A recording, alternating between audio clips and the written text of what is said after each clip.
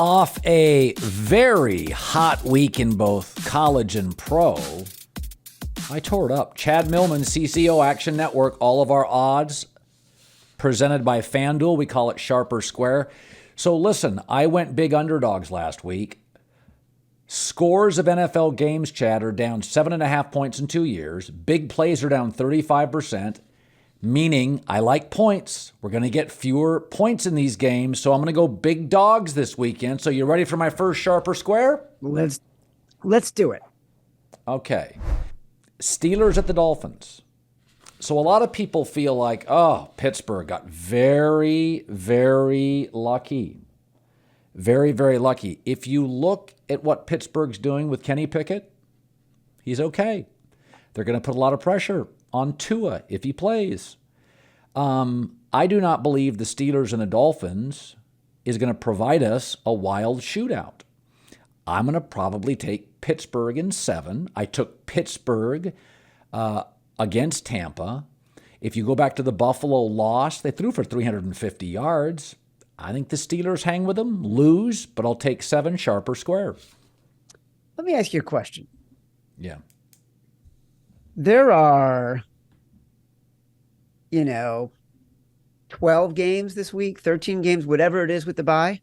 So there will be an even number of underdogs and an even number of, there'll be the same number of underdogs and favorites.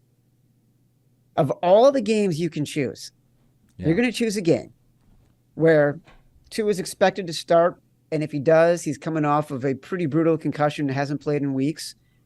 We think it'll be Kenny Pickett coming back from a concussion, but we still aren't confirmed.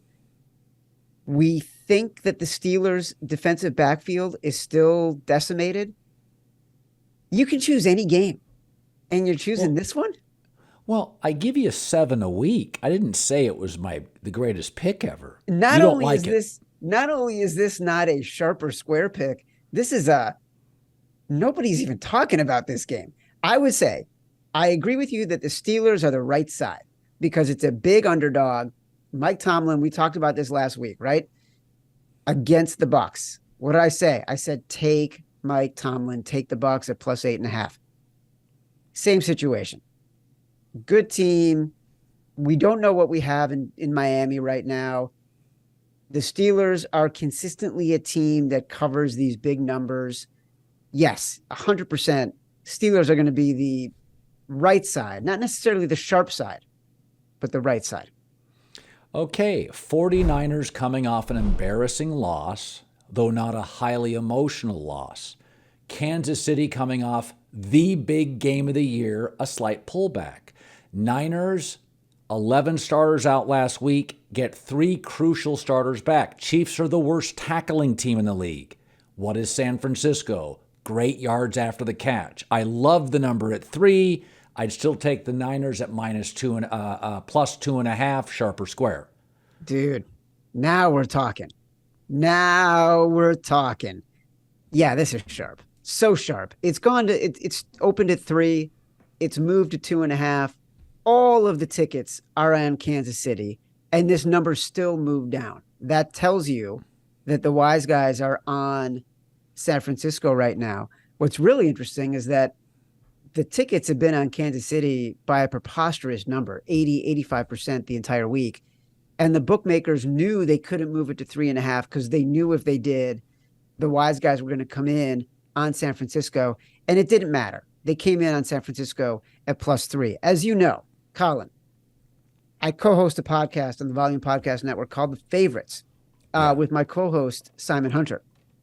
So lately, we've been doing the show live on AMP because Volume has a deal with AMP, right? Yeah. And it's been super fun. And we're getting these live reactions now from professional bettors as we're doing the show, talking about games. So on Tuesday, we're doing the show and we're getting texts from professional bettors. We're talking about the Niners and they are saying, you got to take the Niners. You got to take the Niners. You got to take the Niners. This was Tuesday when it was at plus 3. So immediately we hit the Niners at plus 3. And we talked about it again today. We still like the Niners at plus 2.5. Okay. I often look for things that are sustainable. Jets plus 1.5 at the Broncos. So as Greg Cosell told me Thursday on Fox, the Jets' front seven is real, it's sustainable, it's consistent. They also have a lockdown corner and DJ Reed, a second excellent corner.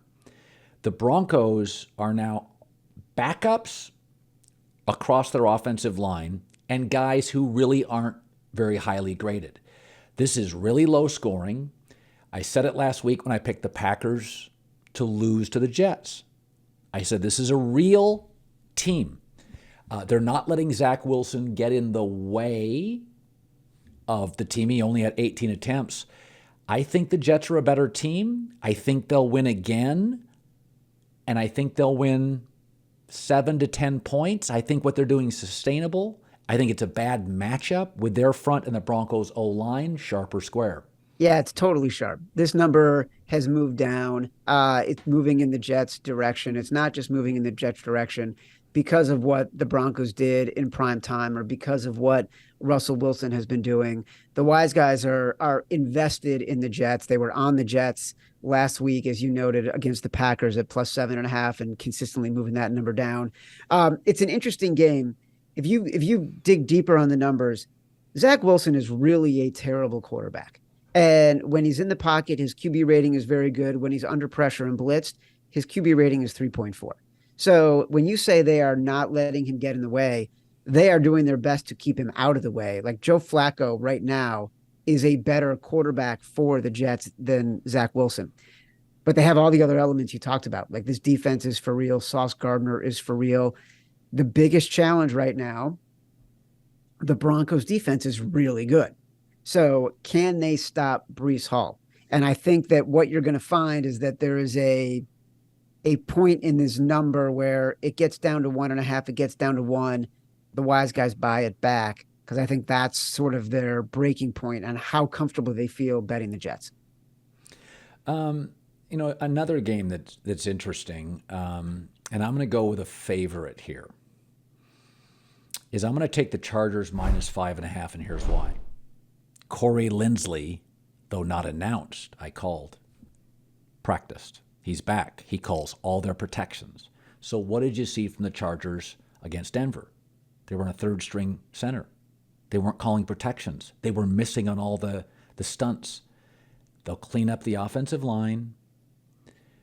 Also, what can give the Chargers trouble if you have a dominating number one corner, which Denver has, it takes Mike Williams out of the game.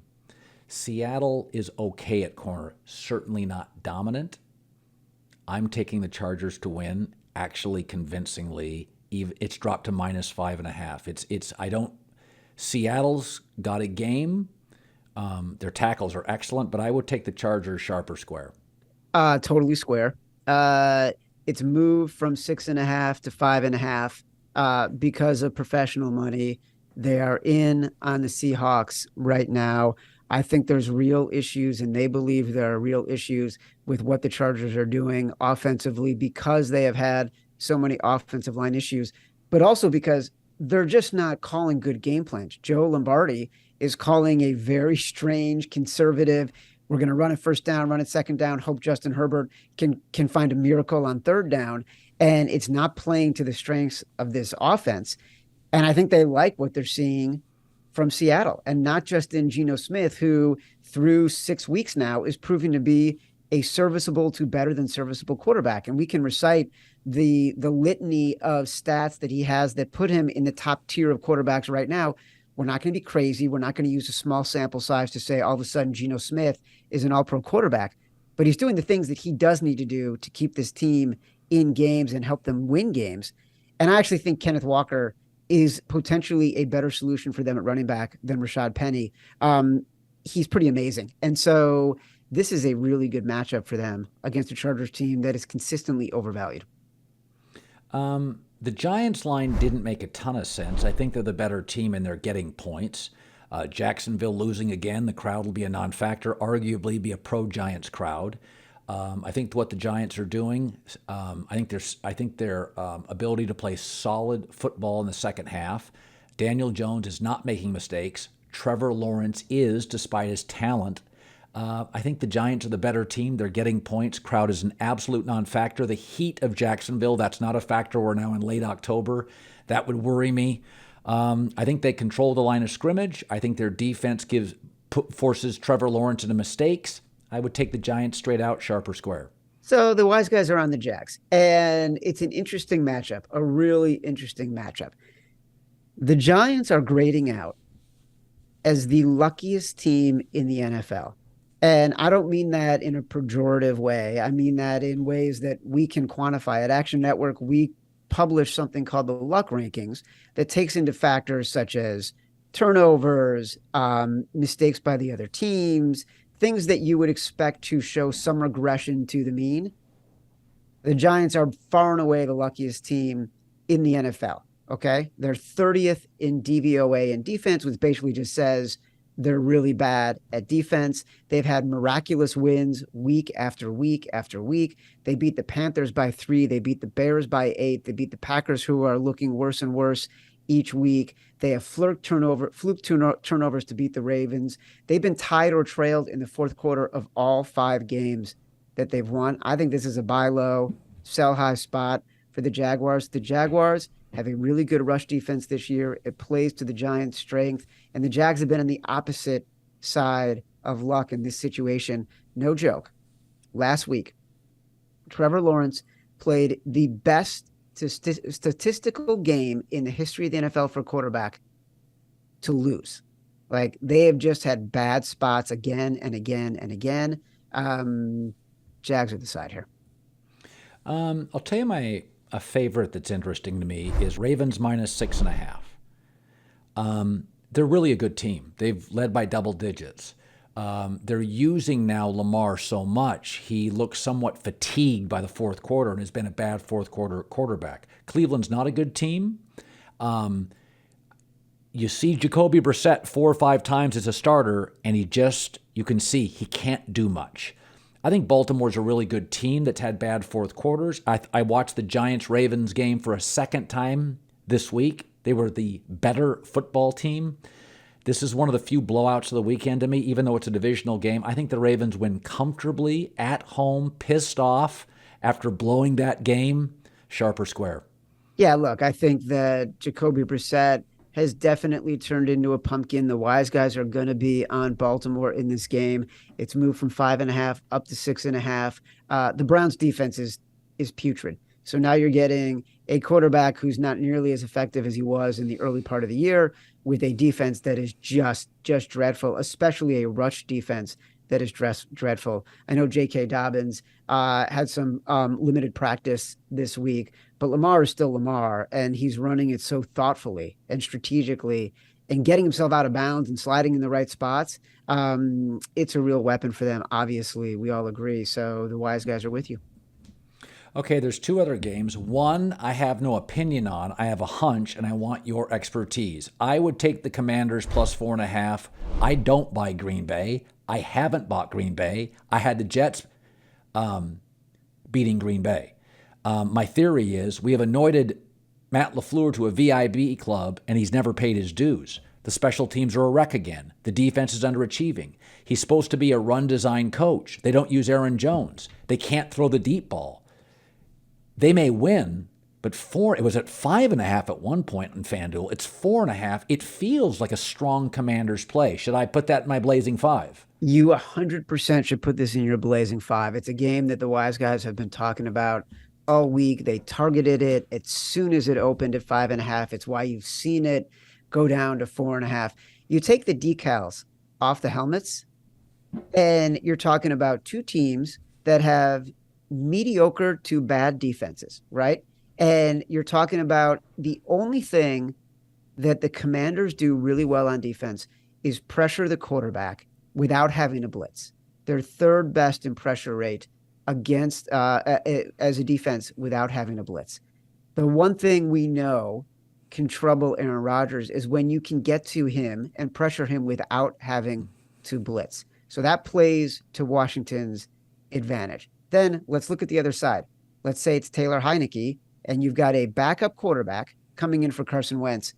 The wise guys look at this and think, wait a second. We're better off with Taylor Heineke playing quarterback. He has a better career completion percentage, similar yards per attempt to Carson Wentz for his career, similar QBR, and he's more mobile than Carson Wentz. So it sounds crazy when you look at it sort of without the numbers. You say, I'm going to bet on a team with the backup quarterback whose ownership group is in complete disarray, and they're generally a historically bad franchise against the defending two-time MVP. But this is the spot where you take the Commanders. This game should be power rated. It is power rated at 3.5 tops. So right now you're still getting about a point and a half of value. Okay, so then I ask you every week for a game that I have not discussed. By the way, I think the craziest thing in the league so far is the fact that we think the Colts are awful and they're 3-2-1 when they win over the Chiefs. That's not the game. But I literally said this week, I'm like, oh, they're awful. And then I looked and I went, they have a winning record? They beat Kansas City? How is that possible? All right, what's the game you love that I haven't brought up?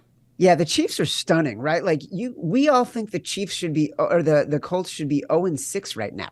The way that like they started the year, they looked so disoriented. Matt Ryan looked terrible. It's very interesting that the sports books, they never, as bad as the Colts looked, they never had the Colts out of the lead position to win the AFC South. Their odds were always shortest to win the AFC South. As usual, the bookmakers are seeing something and knowing something that the rest of us aren't. The game that you haven't talked about, which is interesting to me, Houston Texans +7 against the Las Vegas Raiders.